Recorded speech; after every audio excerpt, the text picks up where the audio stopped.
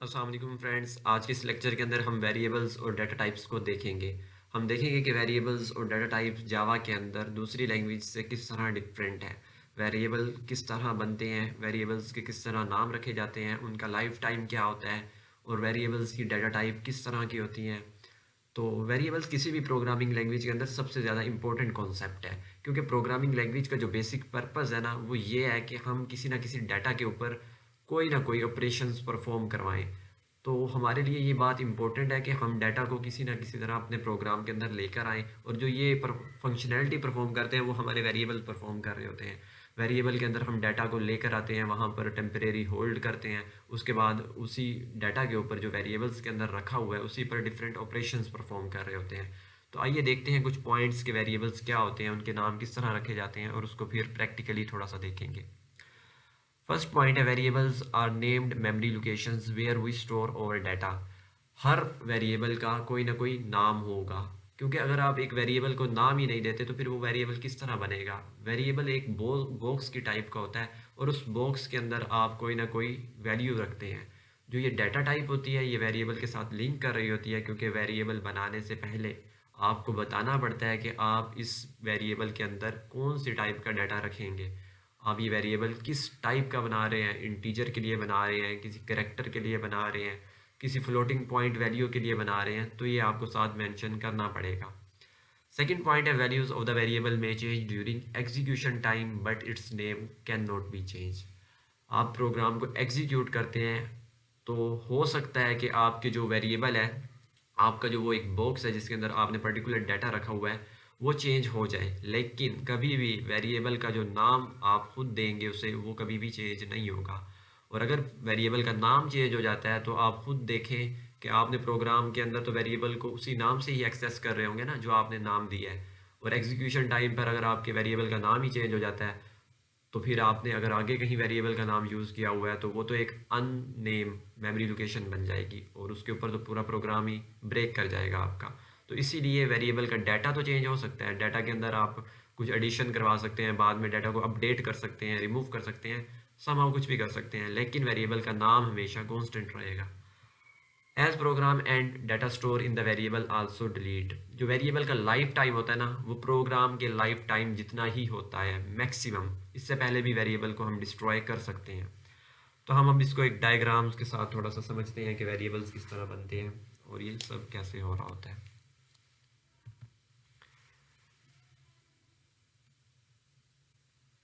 अच्छा, आपकी जो रैम होती है ना, वो रैम की मेमोरी कुछ इस तरह की है। हम जो भी चीज़ें बनाते हैं रैंडम एक्सेस मेमोरी के अंदर, जो हम टेम्परेरी स्टोर नहीं करते, तो हम प्रोग्राम भी जब बनाते हैं तो वो उसको रैम के अंदर ही जगह मिलती है। हम जब प्रोग्राम अपना ओपन करते हैं तो इसको, हमारे प्रोग्राम को रैम का कुछ हिस्सा असाइन कर दिया जाता है। फ़र्ज़ किया इतना सा हिस्सा रैम के अंदर हमारे प्रोग्राम के लिए रिज़र्व हो गया है। अब हम इस हिस्से को थोड़ा सा एक्सप्लोर करते हैं कि इस हिस्से में फिर क्या होता है बाद में। ये हमारे प्रोग्राम के लिए मेमोरी रैम से रिज़र्व की गई है।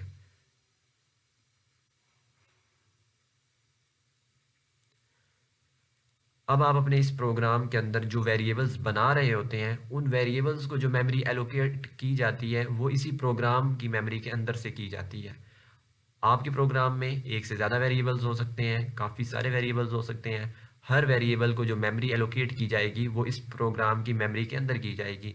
अगर आप यहाँ पर एक स्टेटमेंट लिखते हैं कि आपको एक वेरिएबल बनाना है, तो सबसे पहले तो आपको बताना पड़ेगा कि आपने वेरिएबल के अंदर कौन सा डाटा रखना है, किस डाटा टाइप का डाटा रखना है। तो आप यहाँ पर रखते हैं इंटीजर टाइप का।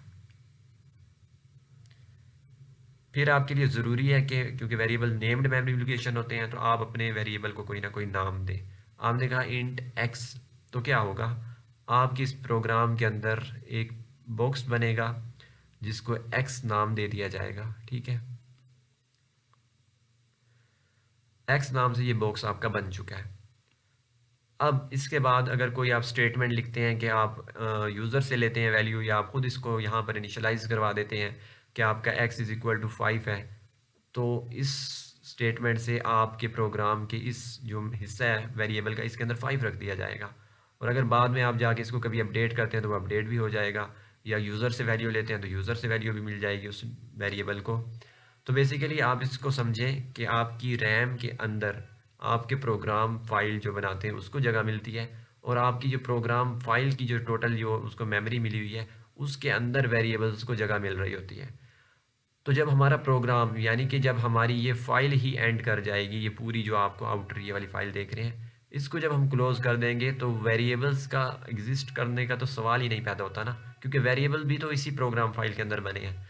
तो किसी भी वेरिएबल की मैक्सिमम लाइफ टाइम प्रोग्राम की लाइफ जितनी हो सकती है, लेकिन इससे कम भी हो सकती है। हम वेरिएबल को किसी पर्टिकुलर पॉइंट पे डिलीट कर सकते हैं। तो ये बात। इसके बाद हम डाटा टाइप्स पर देखते हैं कि हमारी डाटा टाइप्स कौन कौन सी हैं जावा के अंदर। जावा के अंदर आप यहाँ पर प्रिमिटिव डाटा टाइप्स देख रहे हैं और यहाँ पर इनके साइज़ भी देख रहे हैं। डाटा टाइप्स एक दो तरह की होती हैं, एक प्रिमिटिव डाटा टाइप्स होती हैं और एक यूज़र डिफाइंड डाटा टाइप्स होती हैं। प्रिमिटिव डाटा टाइप्स वो होती हैं जो जावा के डेवलपर्स ने खुद बना दी हैं, और यूज़र डिफाइंड डाटा टाइप्स वो होती हैं जो आप खुद अपने लिए अपनी रिक्वायरमेंट के मुताबिक एक डाटा टाइप बनाते हैं। जिस तरह आप C++ के अंदर एक स्ट्रक्चर बना रहे होते थे, और स्ट्रक्चर के अंदर क्या करते थे, आप एक स्टूडेंट है तो उसकी काफ़ी सारी इन्फॉर्मेशन है तो उसका एक ही वेरिएबल क्रिएट कर देते थे और मल्टीपल स्टूडेंट्स को फिर डील करते चले जाते थे। तो इस तरह की जो काम हम कर रहे होते हैं ये हमारी यूज़र डिफाइंड डाटा टाइप होती है, हम खुद से बनाते हैं। लेकिन जो प्रिमिटिव डाटा टाइप्स होती हैं ये प्रोग्रामर्स बना देते हैं, डेवलपर्स बनाते हैं लैंग्वेज के। तो आप अगर इनमें से देखें तो आपको कुछ डाटा टाइप्स तो न्यू लगेंगी जो यहाँ पर फर्स्ट टाइम आ रही हैं, लेकिन आप कैरेक्टर पहले भी सुन चुके होंगे, शॉर्ट भी आपने पहले सुना होगा, इंटीजर डाटा टाइप का भी आपने यूज़ किया होगा C++ में, लॉन्ग भी आपने यूज़ किया होगा, फ्लोट और डबल भी। अब इसके अंदर चेंजेस कहाँ पर हैं, जावा के अंदर क्या चेंजेस आई हैं। एक बूलियन डाटा टाइप है, इम्प्लीमेंटेशन डिपेंडेंट है ये जो बूलियन डाटा टाइप है। करेक्टर जो है इसकी साइज़ होता है मेमोरी के अंदर 16 बिट्स। 16 बिट्स बेसिकली 2 बाइट्स बनते हैं, और जो बाइट है, बाइट आपका इंटीजर स्टोर करने के लिए होता है और इसकी 8 बिट्स होती हैं, यानी कि 1 बाइट इसकी मेमोरी लोकेशन होती है, इसका साइज़ होता है। और शॉर्ट की 16 होती है, ये बाइट से डबल हो गया है, और जो इंटीजर है, इंटीजर शॉर्ट से डबल है, यानी कि ये 32 बिट्स मीनिंग 4 बाइट्स ले रहा है मेमोरी के अंदर। इसी तरह लॉन्ग है, फिर ये लॉन्ग इंटीजर का डबल है, और फ्लोट और डबल आ गया है। अब इनके अंदर आप किस तरह की वैल्यू स्टोर कर रहे होते हैं। अगर तो आपको पता है कि आप कोई भी इंटीजर वैल्यू स्टोर करवाना चाहते हैं और वो बहुत ही छोटी सी वैल्यू है, तो आप खुद अपने प्रोग्राम के मुताबिक लिखेंगे कि आपको बाइट सेलेक्ट करना चाहिए, क्योंकि अगर आप एक छोटे से इंटीजर के लिए भी इंटीजर को रिजर्व कर लेते हैं या लॉन्ग रख लेते हैं उसकी डाटा टाइप, तो वो जो बाकी की इतनी सारी बिट्स ले लेते हैं तो वो आपकी मेमोरी वेस्ट हो रही है, क्योंकि आपका जब एक शॉर्ट डाटा टाइप से भी काम चल सकता है तो आप इतनी बड़ी डाटा टाइप को रिजर्व करने का कोई मतलब नहीं बनता। ये तो सिर्फ लॉस ऑफ मेमोरी है प्रोग्राम के अंदर। तो इसीलिए आप उसी को अपने यानी कि रिक्वायरमेंट के मुताबिक ही डाटा टाइप को सिलेक्ट करते हैं। अगर आपका थोड़ा सा बड़ा है यानी कि बाइट से डाटा बड़ा हो रहा है तो आप शॉर्ट यूज़ कर सकते हैं, अगर शॉर्ट से भी बड़ा है तो इंटीजर यूज़ करें, और इंटीजर से बड़ा है तो लॉन्ग यूज़ करें। और यहाँ पर जो फ्लोट है, फ्लोट जो होता है ये डाटा टाइप यूज़ होती है डेसिमल पॉइंट, जहाँ पर नंबर में आता है ना, जो हमारी फ्लोटिंग पॉइंट वैल्यूज़ होती हैं उसके लिए हम फ्लोट यूज़ करते हैं। और अगर कोई फ्लोटिंग पॉइंट वैल्यू बहुत बड़ी है तो फिर आप डबल यूज़ करते हैं, ठीक है। लेकिन इन दोनों के अंदर थोड़ा सा जो फ़र्क है वो यहाँ मैं आपको एक्सप्लेन कर देता हूँ। अगर आप यहाँ पर एक वेरिएबल बनाते हैं जिसकी आप डाटा टाइप रखते हैं फ्लोट, और उसका वेरिएबल का नाम रखते हैं अपने बॉक्स का नाम y, और उसको असाइन करवा देते हैं 3.5, और यहाँ पर सेमी कोलन लगा के एंड कर देते हैं, तो जावा का जो कंपाइलर है वो इस वैल्यू को डबल की वैल्यू कंसीडर करेगा। यानी कि ये जो 3.5 लिखा हुआ है ना, ये आप एज अ डबल यानी कि वैल्यू स्टोर करवा रहे हैं एक फ्लोट के अंदर। आप देखें कि डबल जो वैल्यू है वो 64 बिट्स की है और फ्लोट जो वैल्यू है वो 32 बिट की है। तो आप क्या कर रहे हैं, एक छोटी डाटा टाइप के अंदर एक बड़ी डाटा टाइप का डाटा असाइन करवा रहे हैं जो कि गलत है। इस पर हम पूरा लेक्चर देखेंगे कि हमने देख रहे होंगे जिसके अंदर हमें टाइप कन्वर्जन करनी पड़ेगी जब हम कोई भी छोटा डाटा किसी यानी कि बड़ा डाटा किसी छोटे वेरिएबल को असाइन करवाएंगे, तो हमें टाइप कन्वर्जन देखनी पड़ेगी, इस तरह ये एरर करेगा।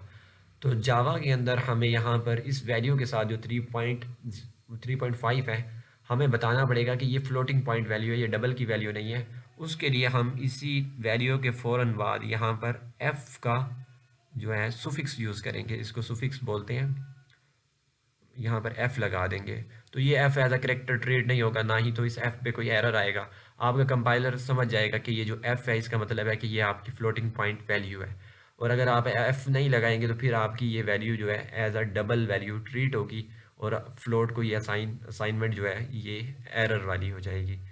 अगर आप यहाँ पर डबल के ये बनाते डाटा टाइप का तो फिर आप यहाँ पर एफ़ नहीं लगाते, ठीक है। लेकिन अगर आप इसके साथ एफ लगा भी देते तब भी ये एरर नहीं करता। क्यों?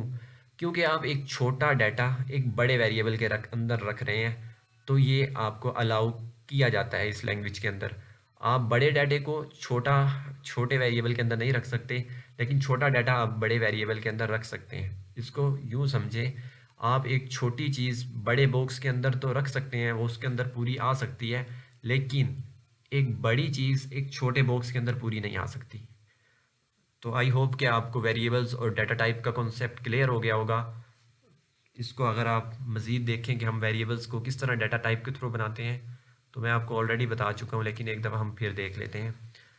किसी भी वेरिएबल्स को बनाने के लिए सबसे पहले यहाँ आपको डाटा टाइप लिखना पड़ता है कि आप उस बॉक्स को, उस मेमोरी लोकेशन को किस डाटा के लिए रिज़र्व कर रहे हैं। तो यहाँ पर आपकी सबसे पहले डाटा टाइप आएगी। उसके बाद आपको डाटा टाइप के बाद अपने उस बॉक्स को नाम देना पड़ेगा, ठीक है, नेम। ये दो चीज़ें आपकी वेरिएबल की डिक्लेरेशन के दौरान, बनाने के दौरान वेरिएबल को मैंडेटरी हैं। जो थर्ड है वो यहाँ पर ऑप्शनल है।